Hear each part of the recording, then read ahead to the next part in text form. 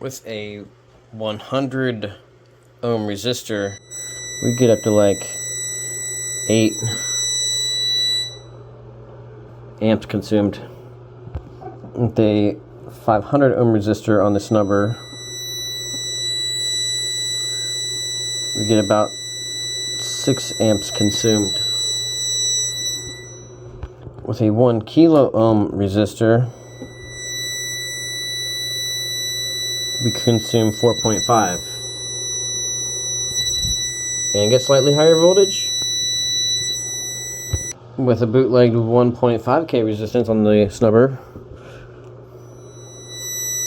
consume 4 amps, but we got 47 volts there. 4 amps consumed. I think we got 2K of resistance here total. And we get voltage like 48 at the top.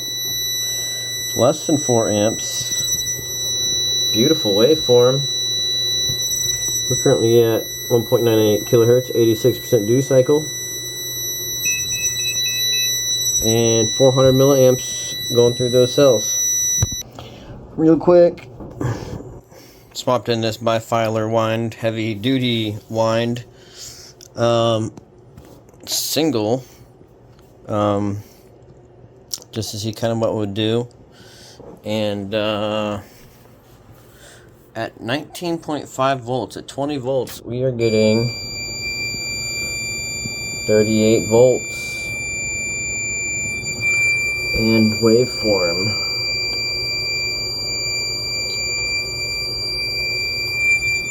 At 2.27 amps, 20 volts. I'll see how that adds up to the other things I was getting. Let's try these snubber here. Might have to make a switchable snubber bank so I can easily do that. Alright, that was 2K total. We're down to 1.5. Cool, equal opposite. 38 volts. 2.17 amps at almost 19 volts. 38 volts at the cell. I think we had best success with 2K snubber. That's 38 volts, 3.42 amps at 28 volts. Bring it down a little bit. It pretty much saturates your waveform. Frequency, adjusting frequency, getting higher voltage.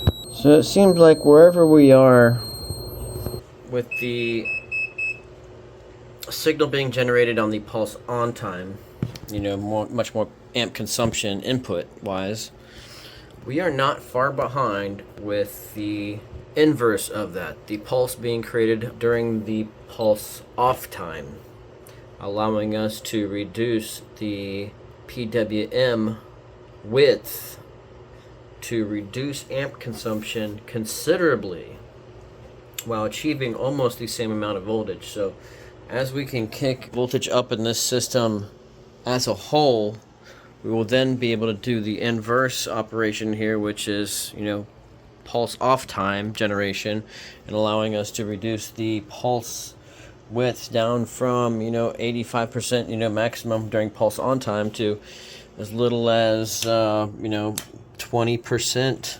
I think that's an interesting concept that I've kind of discovered here. And again, snubbers are everything. We got 2 kilo ohm of resistance on this right now, and that seems to give us the best results. I would love to hook up a capacitor as part of that snubber and use a capacitor snubber rather than a resistor snubber. I think that would increase efficiency even further, allowing that ping pong of energy between the two devices, allowing for lower power consumption. Much like if you put a capacitor in series with an inductive load, you have lower amperage consumption, lower wattage. So that's another thought.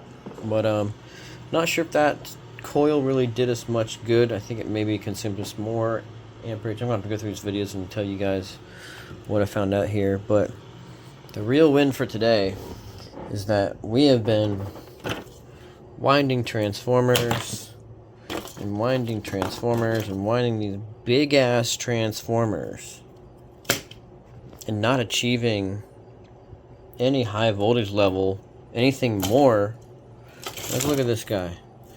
Not anything more than what we've accomplished with this little guy right here. A dual wind, opposite direction, bifilar coil. Completely separate from the primary. Being this was the original primary we tried, and that was okay. And then we went back to my other primary, wherever that was, the standard one, and that worked pretty good, wherever the fork it is. But this coil here, this might be one of my triple wound inductors because of that. I could tell because of that bulge right there, because I had 3 layers of capped on tape, and that would create kind of like this big part right here. And I want to say that I wrapped each individual layer of that. I'm going to likely disassemble this thing just to show you guys exactly what it's comprised of, so you guys can make it yourself and see what I'm doing and experience what I'm doing and understand what I'm trying to put out here. And I think it's even more basic than what I could have even possibly imagined, being I've tried to complicate it and overcomplicate it and overcomplicate it, but here it is. It's just like such a simple circuit of 2 coils and 2 coils, and not even like massive winds or anything, just whatever inductances these are. I gotta find out, I gotta measure these things. I think we made some crazy progress today, even just on a whim of just trying these things out and just kind of saying F you to the VIC matrix switchboard, which has been a complete failure, and just doing it manually as normal.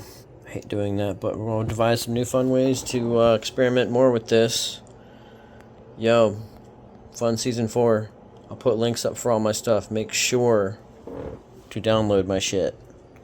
Download my shit, print it out, source it, try it, experiment with different shit. Just throw paint at a fucking wall. That's how you do this. That's what I am. I am just an artist. I am not a scientist.